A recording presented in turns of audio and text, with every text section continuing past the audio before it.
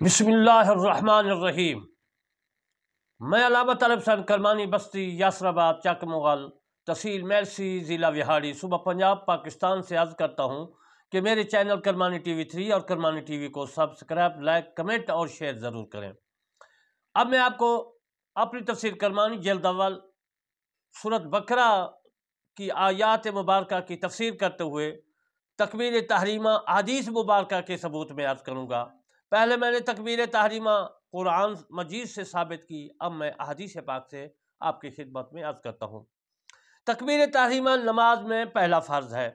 تکبیر تحریمہ میں ہاتھ اٹھاتے وقت اللہ اکبر کہیں۔ محمد قال اخبرنا ابو حنیفہ ان حماد ان ابراہیم قال من لم یکبر حین یفتح الصلاۃ فلیس فی صلاۃ۔ محمد نے یعنی شاگرد ہے امام اعظم ابو حنیفہ رحمۃ اللہ علیہ کا، امام محمد رحمۃ اللہ علیہ، وہ فرماتے ہیں میں نے اپنے استاد حضرت امام اعظم ابو حنیفہ رحمۃ اللہ علیہ سے، اور حضرت ابو حنیفہ رحمۃ اللہ علیہ فرماتے ہیں میں اپنے استاد حضرت حماد رحمۃ اللہ علیہ سے، اور حضرت حماد رحمۃ اللہ علیہ فرماتے ہیں میں اپنے استاد حضرت ابراہیم نخعی رحمۃ اللہ علیہ سے روایت کی ہے۔ فرماتے ہیں کہ انہوں نے کہا کہ جس نے نماز شروع کرتے وقت تکبیر تحریمہ نہیں کہی تو وہ نماز میں نہیں ہے، یعنی اس کی نماز نہیں ہے۔ تکبیر تحریمہ ایک دروازہ ہے، مکان میں داخل ہوتے ہیں تو دروازے سے داخل ہوتے ہیں، جب دروازہ ہی بند ہوگا تو پھر کمرے میں کیسے داخل ہوں گے؟ یہ تو میں نے آپ کو مثال دی۔ نماز میں بھی اسی طرح تکبیر تحریمہ ہے۔ تو عزیز المحترم جس نے تکبیر تحریمہ بھی صحیح نہیں پڑھی، نہیں کی، تو پھر نماز میں کیسے داخل ہوگا؟ تو لہذا قال محمد وبہ ناخذ الا ان یکون حین کبر تکبیر، تو رکوع و کبرہ یہ حضرت امام محمد رحمۃ اللہ علیہ کی عربی عبارت جو ہے اپنی زبان سے، وہ انہوں نے جو لکھی ہے کتاب الاثار میں بھی موجود ہے، اور اس کے بعد انہوں نے کتاب الاثار کے علاوہ باقی بھی روشناس کی ہے۔ وہ فرماتے ہیں، اس کا ترجمہ میں عرض کر دیتا ہوں، حضرت امام محمد رحمۃ اللہ علیہ فرماتے ہیں کہ ہم اس پر عمل کرتے ہیں کہ مگر یہ کہ رکوع کرنے کے وقت رکوع کی تکبیر تصحیح سیدھے ہونے کی حالت میں کہی ہو، یعنی سیدھا قیام کی حالت جس طرح کرتے اس طرح تکبیر تحریمہ ہونی چاہیے،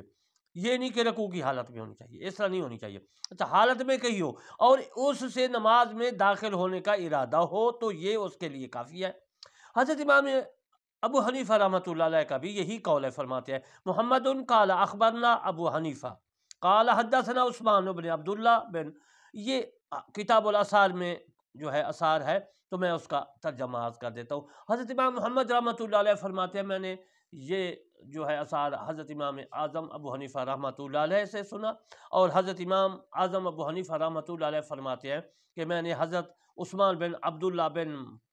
مواہب سے روایت کرتے ہوئے سنا ہے۔ انہوں نے کہا کہ حضرت ابو ہریرہ رضی اللہ تعالیٰ عنہ کے پیچھے نماز پڑھی، اور وہ جب بھی سجدہ کرتے اور جب بھی سر اٹھاتے تو تکبیر کہتے۔ قال محمد بہ وناخذہ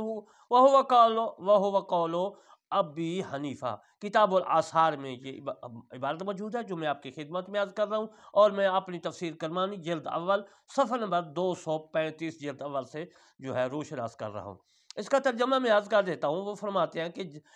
امام محمد نے کہا کہ ہم اسی پر عمل کرتے ہیں، اور حضرت امام اعظم ابو حنیفہ رحمۃ اللہ کا بھی یہی قول ہے، وَهُوَ قَوْلُ ابی حنیفہ، حضرت امام اعظم کا بھی یہی قول ہے۔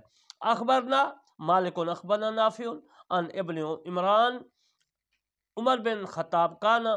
یہ جو عزیزان محترم میں نے عربی بات پڑھی یہ امام موطا میں بھی موجود ہے، اور امام محمد رحمۃ اللہ علیہ کی موطا امام محمد میں موجود ہے۔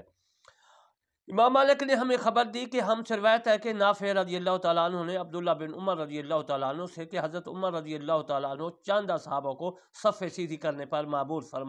فرماتے جب وہ آ کر آپ کو صف سیدھی ہو جانے کی اطلاع دیتے تب بھی آپ تکبیر کہتے۔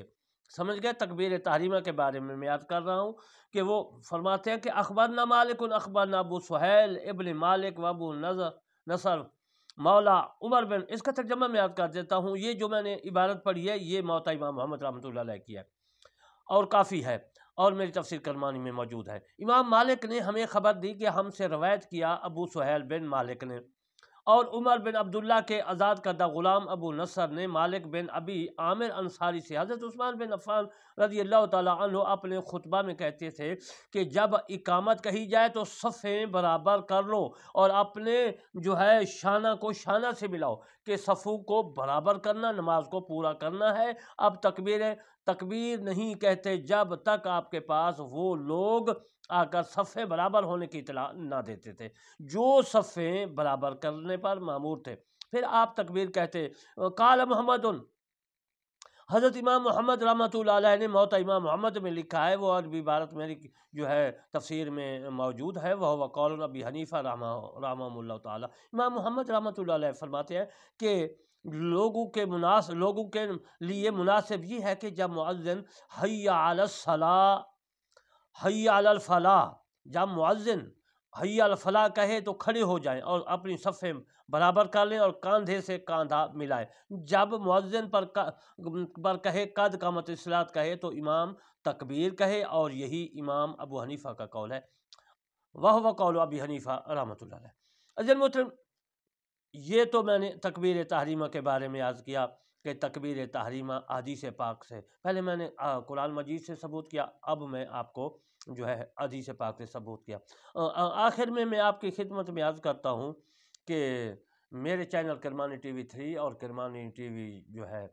کو ضرور سبسکرائب، لائک، کمنٹ ضرور کرنا ہے، اور انشاءاللہ پھر میں نماز رفع دین میں جو ہے نماز میں رفع دین نہیں کرنی چاہیے، اس کے بارے میں عرض کروں گا، اور آپ نے اس کو ضرور سننا ہے۔ وما علینا الا البلاغ المبین۔